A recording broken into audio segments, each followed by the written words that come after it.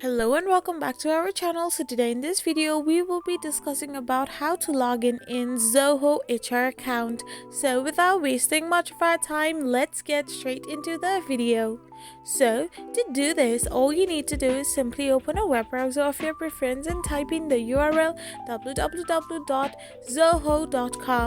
Once you do this, you will end up in the official website where all you need to do is simply tap on the sign in option. So once you tap on the sign in option, now you need to type in your email address or mobile phone number that has been priorly used to be created as a Zoho HR account.